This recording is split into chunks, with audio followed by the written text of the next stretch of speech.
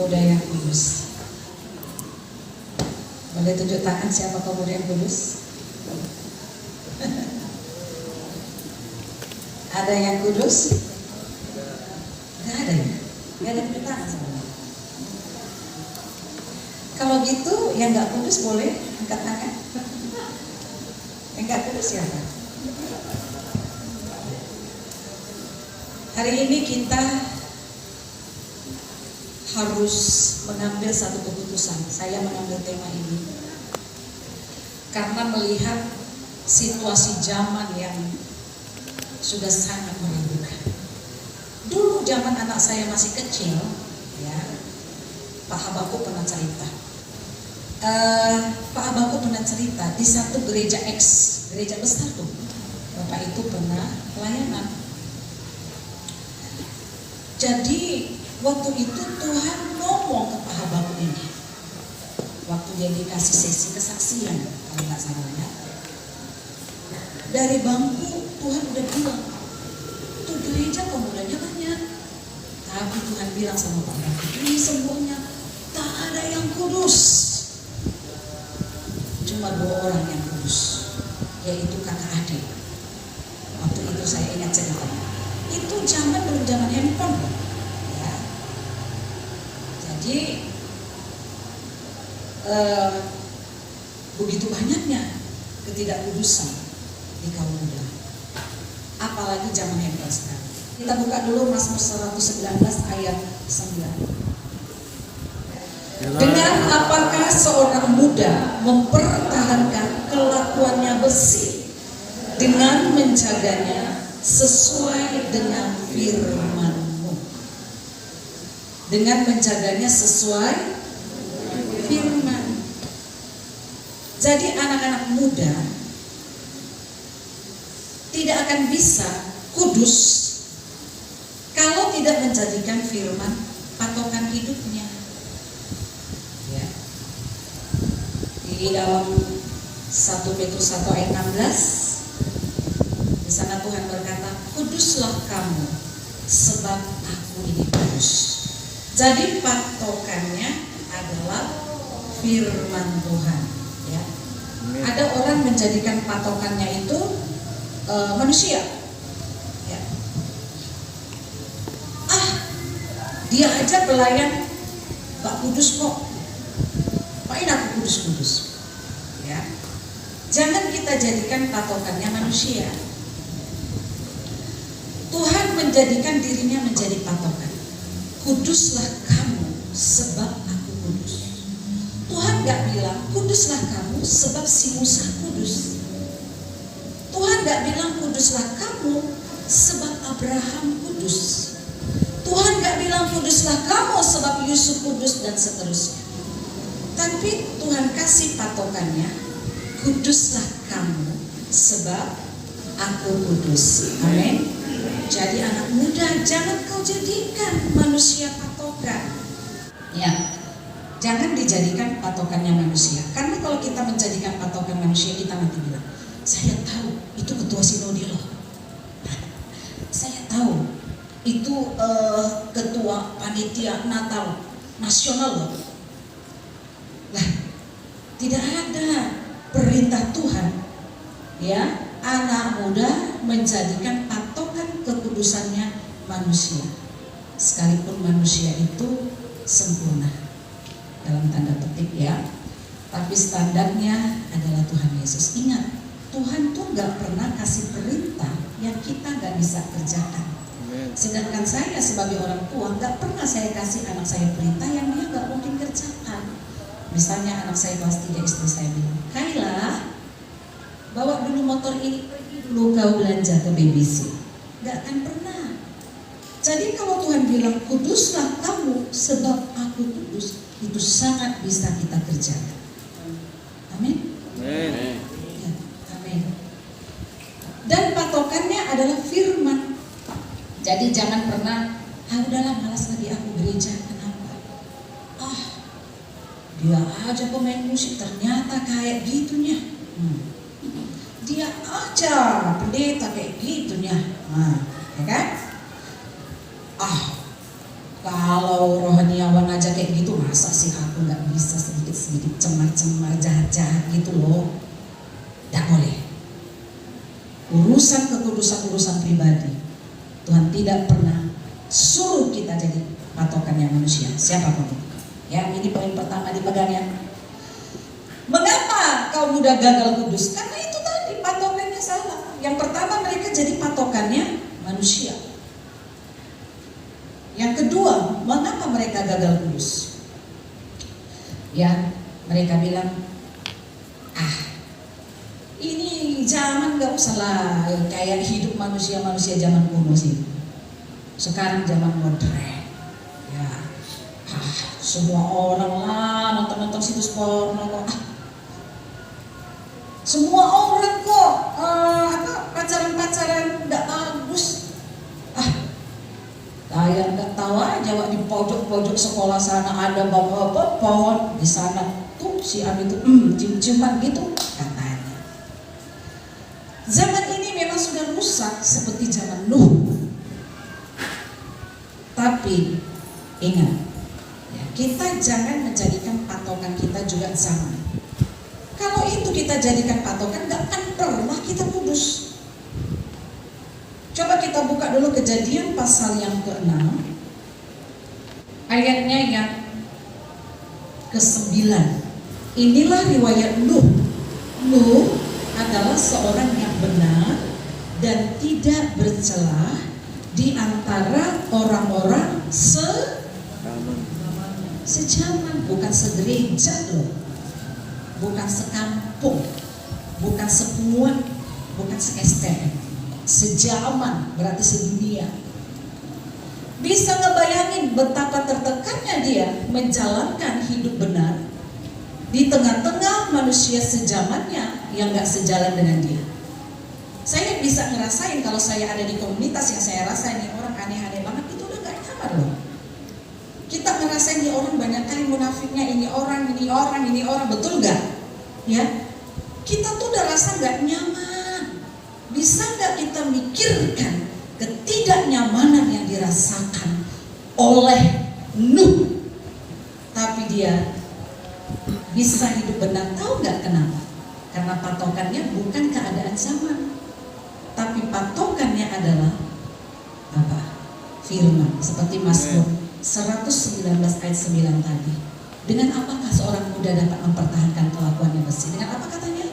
Dengan menjaganya sesuai firman. Jadi dicetak tuh, ini sesuai nggak firman? Oh berarti nggak boleh. Ini sesuai nggak firman? Oh nggak boleh. Ya. Kemudian kenapa orang nggak bisa juga kudus? Ya. Karena ada anak-anak muda berpikir gini, nanti itu gereja-gereja, ibadah-ibadah, pelayanan nanti kalau udah tua, pas udah mau mati gitu. Ya, kayak orang yang disalibkan di sebelah kanan Tuhan Yesus itu kan, di ujung napasnya pun dia masuk surganya. Nikmati dulu dunia ini katanya. Ya. Padahal nggak taunya bisa aja orang mati muda ditabrak truk. Ya, disenggol sama sepeda, tercampak dia, masuk dia ke tengah-tengah jalan raya, pas lewat truk, digilaslah kepalanya, mati dia. Nggak sempat dia tua. Ya. Anak-anak muda, ya, Tuhan ingin supaya anak-anak muda menjadi orang-orang yang kudus. Amen. Seperti di Alkitab siapa? Daud, ya kan? Sejak mudanya dia kudus. Yusuf, Daniel, banyak lagi yang lain. Orang-orang muda yang sejak mudanya dia mempertahankan hidup benar, hidup kudus. Kudus itu berarti sesuai firman itu ya. Kudus itu berarti patokannya firman.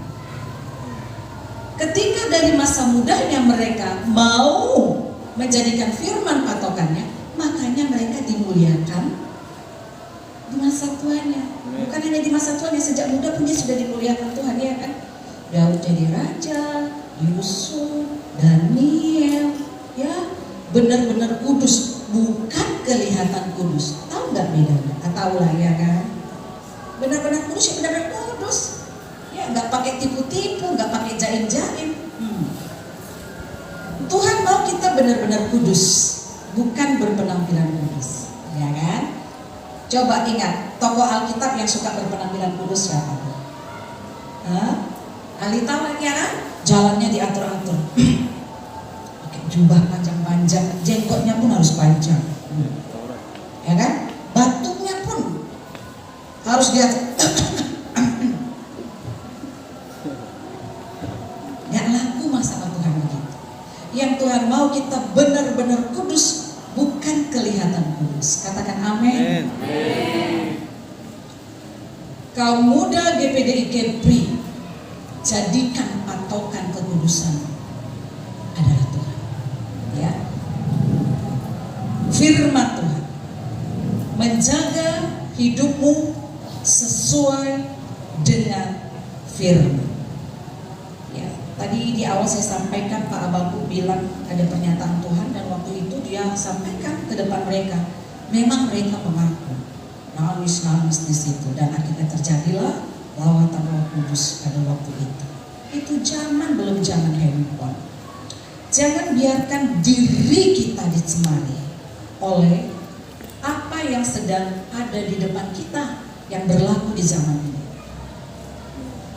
Handphone contohnya. Handphone ini bisa buat kita semakin cemar, tapi bisa buat kita semakin kudus. Dengan mengendalikan diri kita, menyesuaikan semua tontonan bacaan kita yang sesuai firman, ya, dengan menjaganya sesuai firman. Saya tidak mau menghakimi anak-anak muda yang ada di depan saya ini, tapi tentunya sebagai hamba Tuhan di hati kecil saya berpikir, masih adakah di antara mereka yang kudus Tuhan? Saya sebagai orang tua dan sebagai hamba Tuhan, itu pertanyaan yang sangat bercokol di pikiran saya melihat situasi zaman ini dan kebrutalan hidup anak-anak. Tapi ingat, bukan berarti orang gak bisa kudus. Sekali lagi Tuhan kasih perintah bukan untuk kita langgar. Dan Tuhan kasih perintah bukan sesuatu yang gak bisa kita kerjakan. Kita bisa, malu gak? Betapa indahnya melihat orang-orang kudus Tuhan memuji Tuhan hari-harinya, baca Alkitab, ya, hari-harinya adalah dunia terang, bukan dunia gelap. Saya percaya orang-orang kudus, orang-orang muda yang menjaga kekudusan hidupnya. Mungkin jangan berbicara kalau misalnya kekudusan itu hanya pacar-pacaran. Ini lingkupnya luas, ya kan?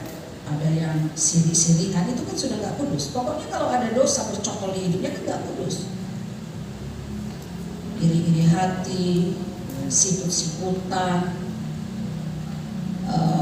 gila hormat, apalagi banyak lah. Bukan hanya berbicara pacar-pacaran. Jadi coba kita deteksi setiap pikiran kita, ya, setiap perasaan kita, setiap kehendak-kehendak kita itu ada nggak dosa?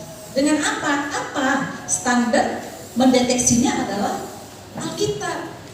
Kadang-kadang kita sudah tahu nih itu salah, ya kan? Contohnya apa?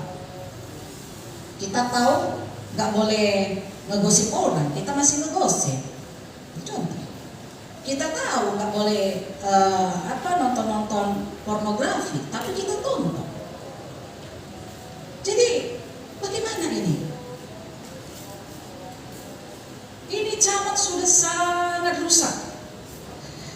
Kejadian pasal 6, kita lihat ayat 12-nya.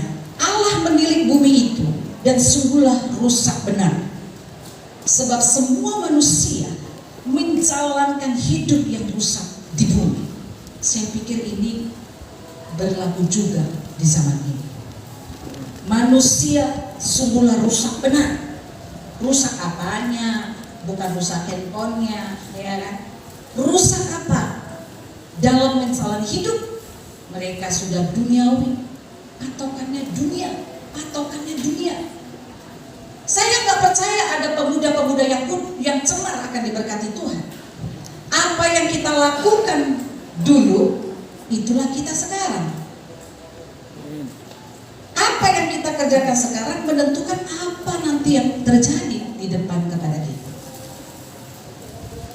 Saya selalu berdoa menjaga anak-anak saya sejak mereka memasuki masa mudanya. Karena kita nggak bisa. Saya sebagai orang tua nggak bisa. Kau dari mana? Kau sama siapa? Kau nggak bisa. Nggak ada. Mungkin nggak terlalu penting, nggak terlalu berguna. Tapi hanya menjaga lewat doa. Saya berapa kali pernah saya bilang sama anak saya, mama berdoa 2 hari ini waktu habis bangun pagi, yang Tuhan buat begini. Kau terlalu cemar. Diam. Entah karena handphone atau apa, saya nggak tahu.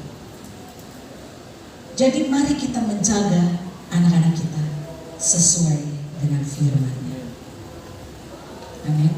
Kita doakan, kita bantu. Kadang-kadang mereka nggak cukup dewasa, karena bukan hanya anak muda ya. Saya memperhatikan ibu-ibu, bapak-bapak juga susah lah, ya, mengendalikan handphone. Tapi kita belajar, amin. Apa yang berguna, apa yang penting. Kemudian dikasih Tuhan, kudus itu, kalau dari PL itu ada bahasa aslinya, itu kados, artinya sesuatu yang dipisahkan penggunaannya.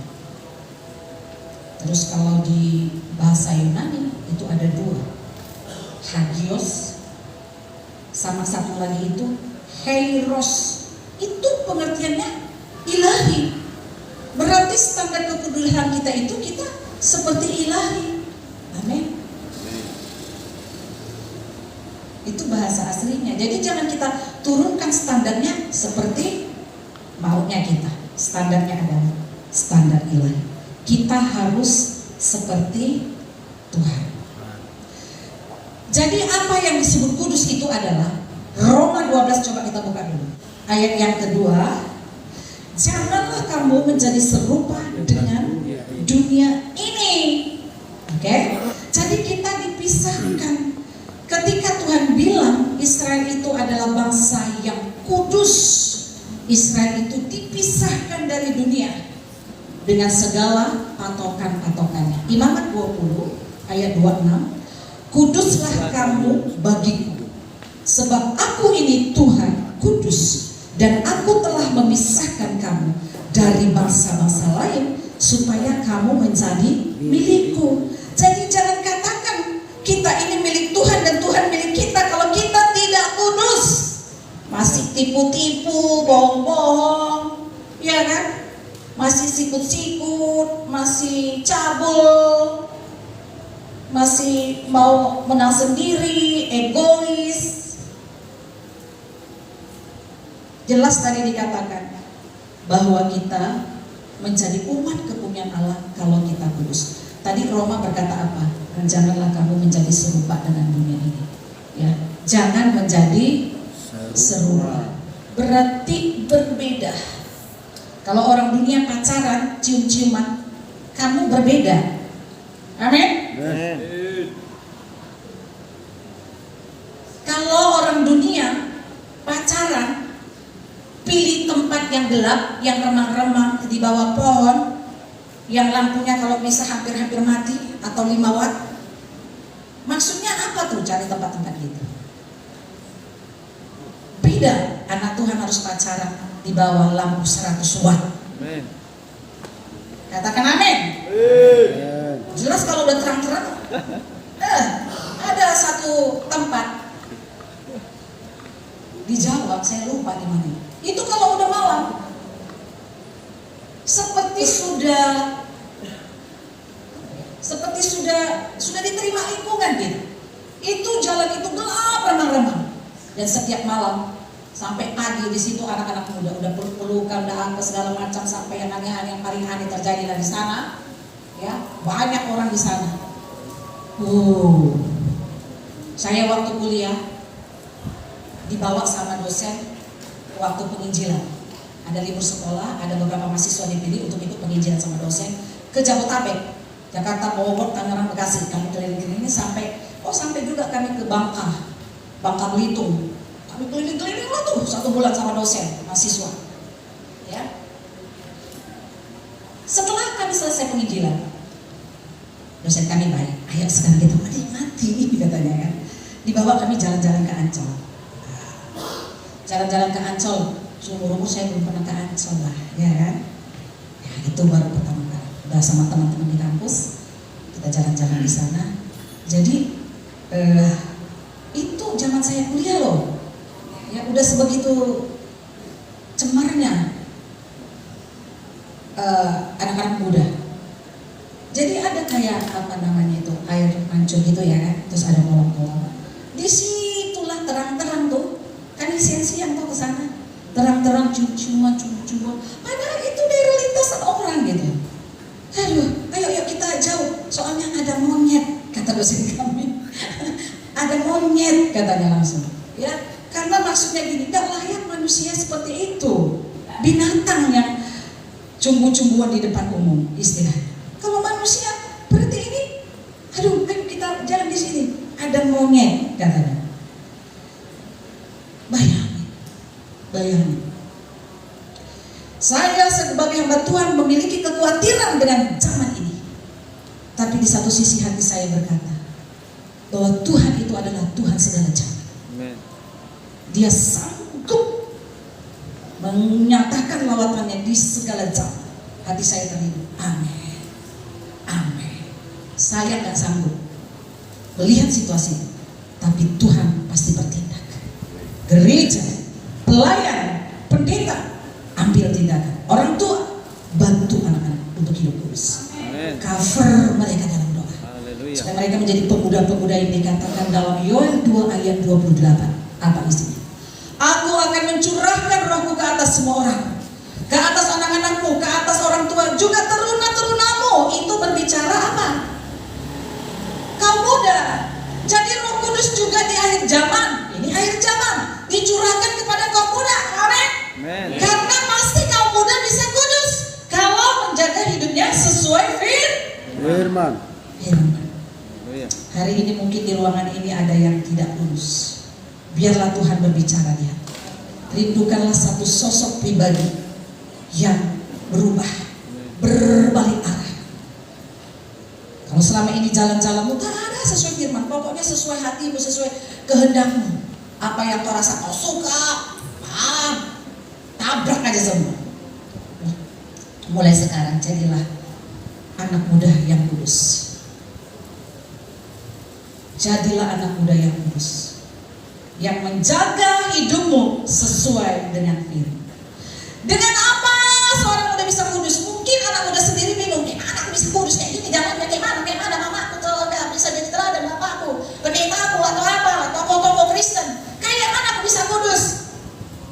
Dengan apa seorang muda dapat menjaga hidupnya kudus?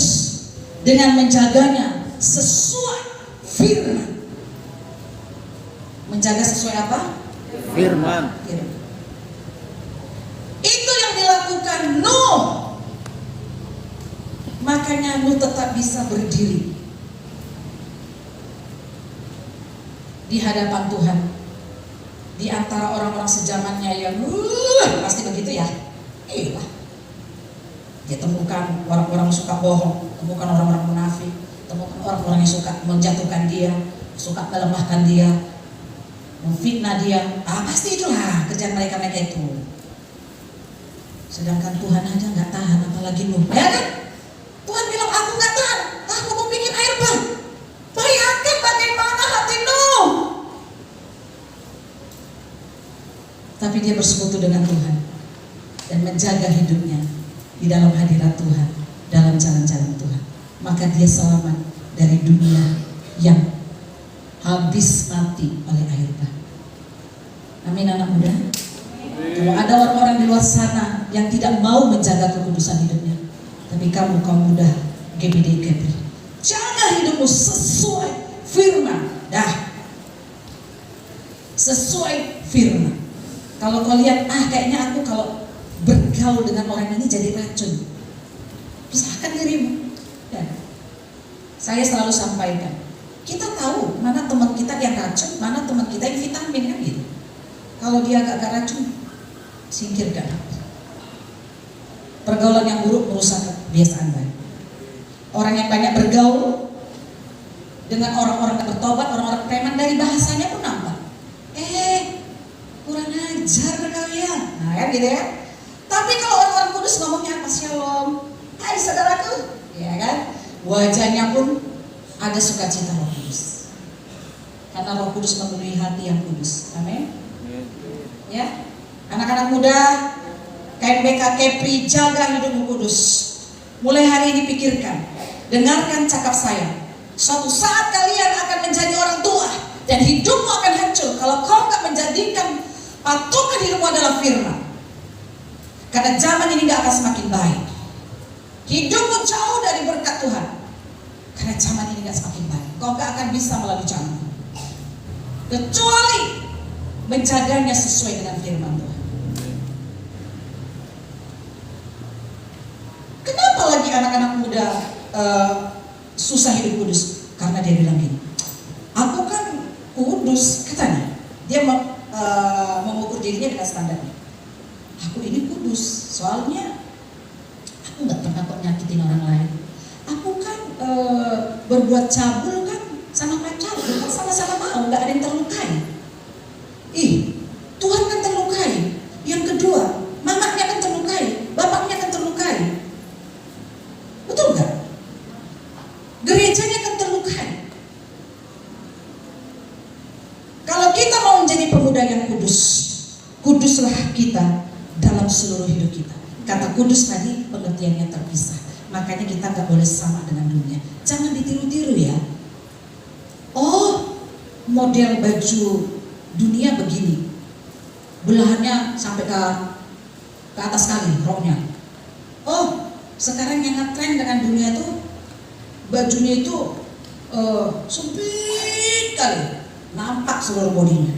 Contoh, kita nggak boleh sama. Saya selalu ingatkan dengan anak saya, silahkan kita boleh menjadi orang yang modis, tapi tetap kudus. Amin. Ya tentu penampilan dijaga dong, jangan kumal-kumal, jangan jelek-jelek. Namanya anak muda kan suka apa namanya? Suka dandan, hias, berhias ya kan? Skincare ya. Sekarang kan zaman saya anak muda nggak ada skincarean. Sekarang skincare, aduh, ya nggak masalah. Tapi ingat, ada patokan-patokan firman, ya kan? Cara kita berpakaian juga disesuaikan dengan firman. Amin. Tak usah yang aneh-aneh, ya, yang biasa-biasa saja. Amin. Ya. Jadi kita harus terpisah dengan dunia. Kalau kita tidak mau terpisah dengan dunia, pilihannya hanya satu. Kita jadi terpisah dengan Tuhan. Yesaya 59 ayat 2a. Tetapi yang merupakan pemisah antara kamu dan Allahmu ialah segala kejahatan, artinya dosa, ketidakkudusan, kecemaran. Jadi kalau kita nggak mau terpisah dari dunia ini, konsekuensinya adalah kita terpisah dari Tuhan. Bayangkan kalau kita terpisah dari Tuhan, apa yang terjadi? Tidak ada damai. Ada lagu bertanya, adakah damai di hatimu? Kata temannya kan, temannya dia mukanya udah suntuk kan. Dia bilang, gak ada, katanya. Ya. Maka kita harus kudus. Kita harus dipisahkan. Berbeda dengan dunia, pola-pola dunia. Tapi harus menyesuaikan dengan pola-pola kebenaran firman Tuhan. Saya garis bawahi lagi.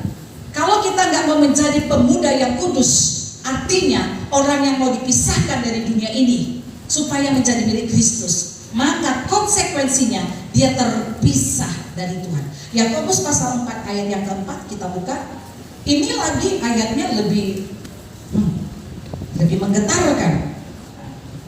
Hai kamu orang-orang yang tidak setia, tidakkah kamu tahu bahwa persahabatan dengan dunia adalah permusuhan dengan Allah? Bukan hanya terpisah, tapi menjadi musuh. Siapa pernah musuhan?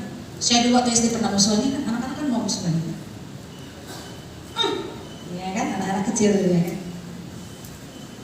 Ayat ini berkata, tidakkah kamu tahu bahwa persahabatan dengan dunia ini adalah permusuhan dengan Allah? Kamu datang ke gereja, kamu melayani, tapi kamu musuh Allah. Bagaimana itu?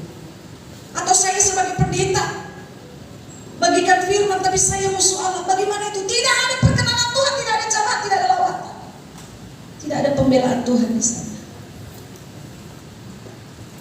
Selain kita terpisah, kita sudah menjadi musuh Allah. Jangan jadikan dirimu musuh Allah. Amin. Kalau kita menjaga hidup kita sesuai dengan firman, maka kita akan menjadi teladan sekalipun kita masih muda. 1 Timotius 4 ayat 12. Jangan seorang pun menganggap engkau rendah karena engkau muda. Amin. Tetapi jadilah teladan bagi orang-orang percaya dalam perkataanmu, dalam tingkah lakumu, dalam kesucianmu, dalam kesetiaanmu. Amin. Ini perkataan Paulus kepada Timotius yang muda itu. Timotius bersama-sama dengan Paulus, Timotius menjadi anak muda yang kudus. Dia bilang, kuasa Tuhan sudah ada padamu karena kau kudus. Harus pede. Gak ada orang yang akan menganggap kau rendah sekalipun kau masih muda. Berdiri menjadi teladan dalam perkataan. Amin. Anak-anak muda sekarang ya suka kali meniru-niru perkataan-perkataan yang salah. Ada tren-tren perkataan apa orang ini ya? Apa itu? Saya lupa. Pokoknya jangan ditiru-tiru lah ya. Perkataan kita itu harus yang bagus. Jangan maki-makian ya. Itu sesuai firman. Baru tingkah laku. Tingkah laku kita jangan aneh-aneh ya. Yang santun lah. Yang manis. Terus kasih. Ya, kamu peduli dengan teman. Amin. Apalagi? Kesetiaanmu. Setia. Ya kan? Kalau punya pacar, jangan kau pacaran. Kalau untuk coba-coba dan putus-putus. Kalau saya punya prinsip, siapa yang berani pacaran berarti dia sudah memikirkan persiapan mau menikah. Adakah anak SMP mau menikah, sudah berpikir menikah? Kalau tidak berpikir menikah berarti dia akan main-main. Ya kan? Nah, itu salah. Ya, belajar aja dulu, belajar. Yang mau pacaran itu karena ya dia sudah harus memikirkan bagaimana nanti rumah tangganya ke depan. Mana mungkin anak SMP sama SMA akan memikirkan itu, gak ada itu. Yang jelas main-main. Kalau udah main-main, apalagi zaman handphone ini, udahlah terjadilah hamil di luar nikah. Ini ada sekolah negeri di sini, SMA negeri sekitar kami ini. Saya dapat kabar dulu setahun yang lalu apa 2 tahun yang lalu, ada anak sekolah, maaf katanya, melakukan hubungan suami istri di kelas pada saat sudah pulang sekolah. Gak sadar mereka ada CCTV, langsung dipecat dari. Gila. Makanya tak usah pacar-pacaran lah, ya. Tak usah lah. Amin, anak-anak muda. Tak usah pacar-pacaran dulu kalau belum memikirkan mau menikah. Nah, kalau sudah pacaran, putuskan dengan buat ketetapan gitu ya, dengan baik. Kami akan berpacaran atau tidak? Supaya nggak gontak-ganti gitu tuh nggak bagus juga gitu ya. Dan katanya setia. Ingat, kalau orang pacaran aja udah nggak setia, udah putusin aja. Yakin lah, pacaran aja dia nggak setia, apalagi kalau udah menikah. Yakin lah tuh. Saya sudah survei soalnya. Survei membuktikan. Survei membuktikan. Jadi kalau ada yang nggak setia kayak gitu, udahlah akhirilah. Ya, bersyukurlah kalaupun dia mutusin kalian. Jangan kalian stres. Bersyukurlah kepada Tuhan. Karena apa? Tuhan hindari aku dari persoalan ke depan. Haleluya. Haleluya. Siapa yang mau menjadi pemuda yang kudus boleh angkat tangannya. Saya harus tanya dulu dong, ya. Boleh angkat tangannya. Yang mau dulu bisa atau nggak bisa nanti kan Roh Kudus yang bekerja kan gitu. Jangan setengah-setengah. Kalau setengah-setengah itu terpaksa. Karena ditanya ibu ini, ya kalau nggak angkat tangan aku nggak enak nanti. Jangan gitulah, ya kan? Tinggi-tinggi, tanda betul, komitmen. Kalau udah kayak gini itu nggak komitmen itu. Siapa yang mau berkomitmen hidup kudus? Yang angkat tangan itu boleh bangkit berdiri. Saya mau lihat wajahnya, berdiri semua. Yang angkat tangan boleh berdiri. Yang ambil komitmen untuk hidup kudus, berdiri. Ayo, yang ragu-ragu berdiri, yang agak jelas ini. Coba sambil berdiri sambil angkat tangannya. Di hadapan Tuhan, bukan di hadapan saya. Tuhan, saya mau menjadi pemuda yang kudus. Ingat, pemuda yang kudus Tuhan akan mencurahkan Roh Kudusnya kepadamu. Tuhan tidak akan mencurahkan Roh Kudusnya kepada pemuda yang cemar. Bagaimana Tuhan mencurahkan Roh Kudusnya? Karena kamu sudah terpisah dari Tuhan dan kamu sudah menjadi musuh Allah. Tapi setiap kaum muda yang kau mau belajar untuk hidup kudus, sekalipun hari ini kau hancur-hancuran, kita akan berdoa engkau menjadi pemuda yang kudus. Pulang dari tempat ini, lakukan firman dan lihat bagaimana kebangkitan dan pemakaian Tuhan dalam hidupmu. Kita naikkan pujian kita, turunkan tangan. Saya mau semuanya pejamkan mata, pandang kepada Tuhan. Kamu berkata-kata kepada Tuhan, katakan kepada Tuhan, ini aku. Kalau kau ada dosa dan kecemaran dan selama ini kamu tidak pernah menjadi pemuda yang kudus, karena kamu tidak pernah menjadikan firman Tuhan menjadi patokan dirimu. Hari ini firman Tuhan berkata, dengan apakah seorang muda dapat mempertahankan kelakuannya bersih? Dengan menjaganya sesuai firman, sesuai firman. Buka Alkitabmu, baca Alkitabmu supaya kau tahu apa patokan firman Tuhan. Jadilah pemuda yang kudus seperti Timotius. Tidak akan ada orang yang menganggap engkau rendah karena engkau muda. Jika engkau bisa menjadi teladan dalam perkataanmu, dalam tingkah lakumu, dalam kesucianmu, dalam kesetiaanmu, dalam seluruh kehidupan. Berdirilah di hadapan Tuhan. Hari ini masing-masing datang di hadapan tata kasih karunia. Tuhan berkata, sekalipun dosamu merah seperti kirmizi akan menjadi putih seperti salju. Sekalipun berwarna merah seperti kain kesumbahan kamu menjadi putih seperti bulu domba. Tuhan akan melimpahkan pengampunannya, sebab Dia Allah yang murah hati. Firman Tuhan berkata 1 Yohanes 1:9, jika kamu mengaku dosamu maka Allah setia dan adil. Rubah gaya hidupmu, rubah pola hidupmu, sesuaikan dengan firman Tuhan, supaya engkau tidak terpisah dari Tuhan, supaya engkau tidak menjadi musuh Tuhan, tapi engkau menjadi sahabat Allah. Tempat Tuhan menyatakan hatinya, tempat Tuhan membela engkau menjadi pribadi yang dibela, yang diorbitkan, yang dibangkitkan, yang dipakai, yang diurapi. Zaman ini membutuhkan anak-anak muda yang tampil beda, yang bersinar di tengah-tengah anak-anak muda dunia yang hancur. Mereka tidak tahu kemana arah tujuan mereka. Anak muda yang bangkit, bangkit. Katakan, ini aku Tuhan, ini aku Tuhan. Aku mau menjadi pemuda kudus seperti lilin yang menerangi di tengah kehancuran dan kegelapan anak-anak muda.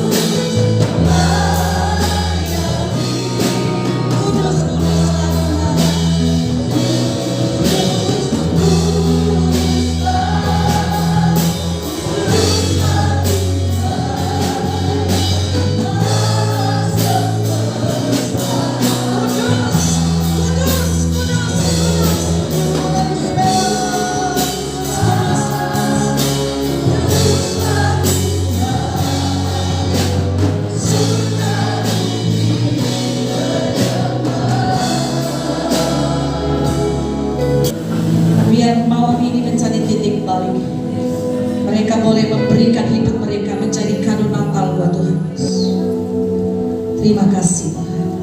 Hamba-Mu telah selesai berbicara. Hamba mohonkan Engkau melanjutkan oleh Roh-Mu kepada setiap pribadi kaum muda yang mendengar firman, sampai mereka benar-benar kudus. Engkau membimbing mereka dalam proses-proses yang harus dilewati, sampai mereka betul-betul menjadi lilin yang semakin terang, yang semakin terang di tengah dunia yang gelap seperti dunia di zaman Nuh. Biarlah anak-anak muda BPDI Kepri akan berdiri menjadi lilin yang menerangi sekeliling mereka di dalam nama Tuhan Yesus. Semua kita yang mau menjadi pemuda yang kudus, bersama-sama saya kita katakan amin. Tepuk tangan yang meriah buat Tuhan. Kita nyanyi dulu lagu tadi. Pilihan kita gak mau lagi pilihan kita kepada dunia.